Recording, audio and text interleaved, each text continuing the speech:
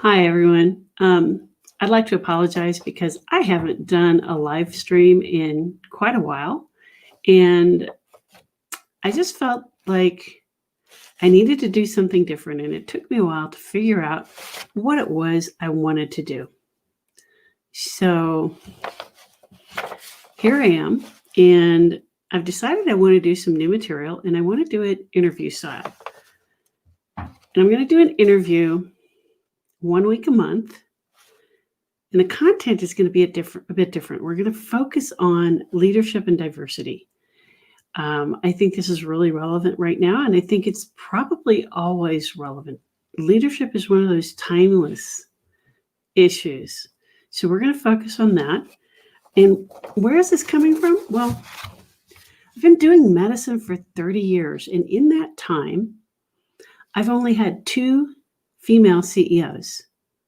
And I've had no CEOs that were persons of color. I've only had 2 female chiefs of staff. Now, I have had some chiefs of staff that were persons of color. I've not had any female chief medical officers and no chief medical officers who are persons of color. So what does this all mean? What it means is that our leadership in medicine is neither representative of our patients nor our colleagues. And this most likely exists outside of the field of medicine as well. We need to talk about it. We need to make sure that our leadership represents us as workers and represents the people we're serving. So how do we fix the problem? Well, the first step in fixing any problem is to define it. And the first step in defining the problem is going to be to define leadership. So that's what we're going to try to do here, folks. Through these interviews, let's see if we can't define leadership. And wait with me for just a moment because I've left something on the printer that we're going to need. So I'll be right back.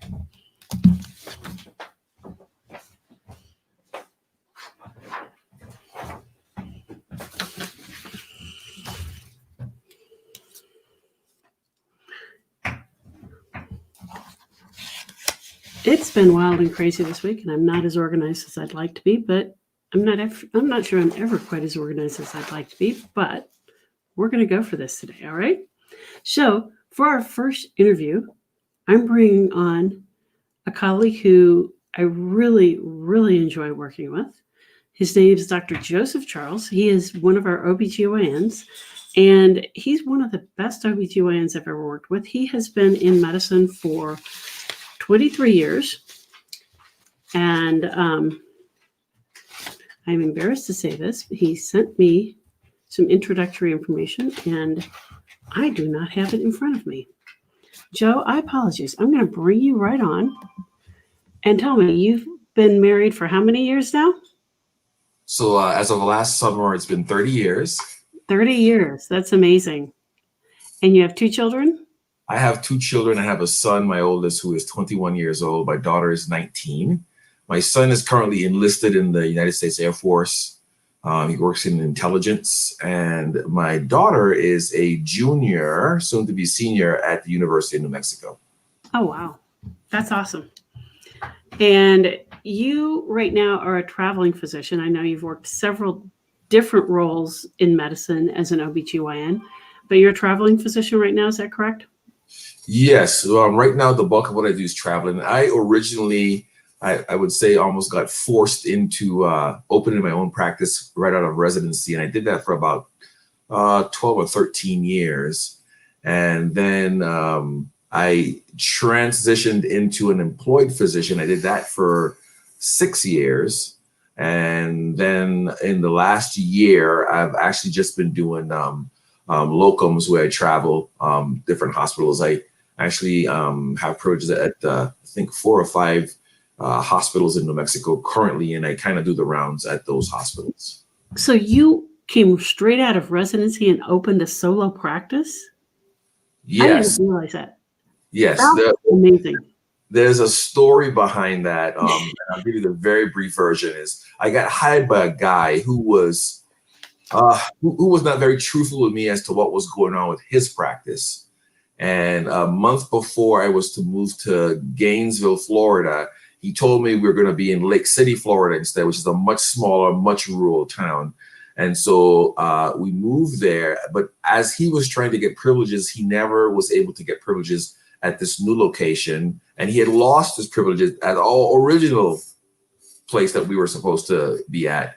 So I was in this new town that I hadn't planned on being on, 45 minutes away from where I thought I was going to be. And the hospital said, well, we can't help you. But, you know, after about 6 months in, they, you know, he couldn't practice. So they said, we'd love to have you here. We need you. And so I was pushed into opening my own practice. Wow. Wow. Well, if you weren't a leader before that, you certainly would be after. That takes, you know, that's a big, big step. Yeah. Wow. So one of the things I wanted to talk about today was diversity. How do you see diversity in medicine? You know, in the years that I've been involved with medicine, I can see some improvements. The improvements and different places do a better job at pushing the increase in diversity, depending on where you are. Some medical schools are really pushing it and trying to make sure that they produce more, because I believe our numbers, when you look at women are starting to catch up. African Americans, it's quite a ways from catching up, but Latino and all groups that are underrepresented are now moving in that direction. Still have a lot of work ahead, but just getting physicians in the field of medicine has improved over the last, I'd say, 15 to 20 years, and continues to improve. Yeah, I have to agree. I know when I went to medical school, we had 110 students in our class, and we were considered record-breaking because 48% were women, and which we thought should be normal because we were approaching 50%. But when I think back, we did have a fair number of Black people in our class, but we had one Hispanic and one Asian, and that was it. That was it. Yeah. So yeah, we have come a ways since then. Still a long way to go. That has improved immensely. You mentioned in your opening that along with the continuance of just the numbers in all groups of people to represent in medicine, the other group is in our leadership. We need that. That has also been very slow in coming. I have never been around a female CEO, a Black CEO, a Latino CEO of a hospital, medical staff. I've seen a few medical staff CEOs that were female. I've seen that. I haven't seen African American, Latina, or Latino. So those, I think we are progressing, but it's still very slow. It feels like a very heavy lift. It is, yeah. I know I've worked with 2 women who are chiefs of staff, and they're both at the current hospital we're at. And I think that's just because we have such a small medical staff to choose from, that if you're going to rotate that position, eventually there have to be women in it. But prior to coming to this hospital we're currently at, I'd never seen a woman chief of staff. And I've never seen a woman CMO. I've known women who tried for that position many times. Yeah, it's been tough because even though the other numbers are improving, it's still pretty much white male dominated when it comes to the leadership. And I think there are efforts on the way for that to change, and it'll happen slow. And people's minds have to open up and think about that more. And I think a lot of times when these things don't happen, people don't really think about it. They go about their daily lives, and it doesn't seem to matter to them, but it does matter to all of us, our whole community, our whole medical community. It does matter that we have people in places that represent different parts of the communities we serve. And, you know, we serve them better when there is a mix of people coming from different backgrounds who can give different advice and input into the decisions that need to be made about healthcare. And I think part of how why this has been so limited into who gets into a leadership position is because for so long it has been the old boys club, who the people that get put into leadership positions, and correct me if you disagree, are the ones who have been doing favors for the ones who are already in leadership positions. And it's been more of a matter of favors than a matter of qualities. Yes. And it also gets tough for people of underrepresented to even want to go after that, because when they feel that the system is set up so that they probably don't have a chance, then they don't feel like they want to make the effort, because it's to what avail. I mean, I make the effort. I think I'm qualified. I'd love to serve in this position, but it's already set up to go a certain way. So why should I even make the effort? And I think a lot of times some people don't do that because they have that feeling that they won't be successful no matter what they do. Yes, I've seen that too. So if it's about qualities, what are the qualities you look for in a leader? So I look for in a leader someone who has been there from the lowest levels possible, who's done a lot. A leader should be able to understand what the lowest person on the rung of the ladder of all of us kind of experiences, to be able to reach back and understand their point of view. Or if they are lacking in that area, at least know enough to surround themselves with people who have that experience. And so sometimes it's them having the experience, but sometimes it's just them having people around them that understand different issues than they do. As human beings, we are a product of our life experiences. And if our experiences are limited and we don't have a lot of experience in certain areas, it makes being a leader a little bit tougher, because you can lead based on your experience. And so what's important is either you have that experience or you get people around you who you believe can help you in the areas that you are weak. And so a good leader can recognize his or her weaknesses and supplement that by having people around that can help in those areas. What are your 3 favorite characteristics of a leader? Being able to do what's right regardless. So, you mentioned talking about favors, and, we all have relationships and we all have our favorite people that we deal with, that we like. But a good leader looks at a situation in all its different aspects and say, what is the right thing to do? What is the fair thing to do? And to go ahead and do that. So that's number one.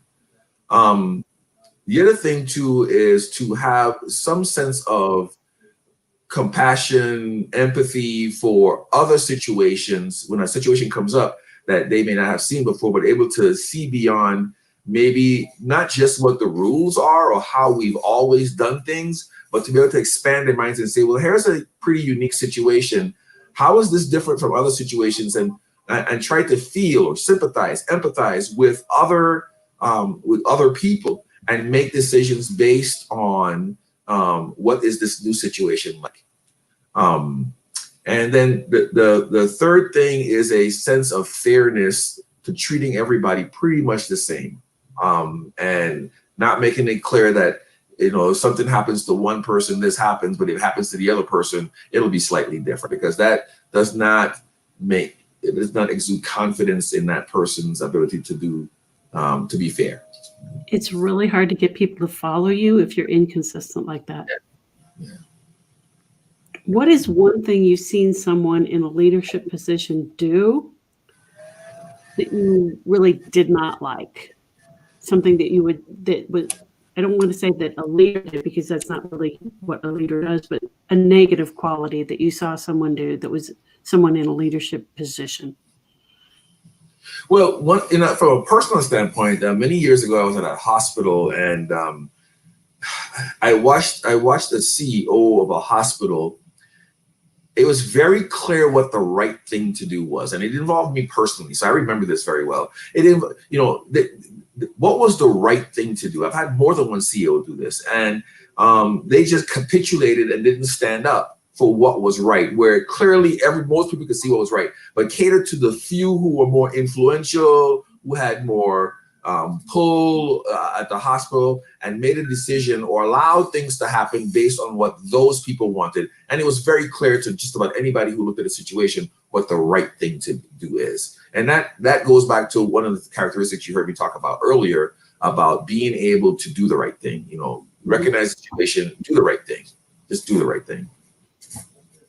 All right. That pretty much wraps up the questions that I had for today. I want to thank you very much for your time. I know you're really busy. Appreciate you coming on and talking to me. No problem. My pleasure. Anytime. Okay. So there you go, ladies and gentlemen. We're starting to flesh out the qualities of a leader, what we look for in leadership, what we look to not have in leadership. If you'd like to hear more about this, keep watching. I'm going to do this once a month, and if we can get enough people to interview, we'll eventually move this to twice a month. Keep in mind that with the Beat Down Burnout, the company that you see, company you see listed up there in the corner, we do offer leadership classes, leadership courses. And if you have questions or if you know someone that you would like to have interviewed, please let me know. And I'd also like to ask you to list your favorite leadership quality down below. Thank you very much for watching.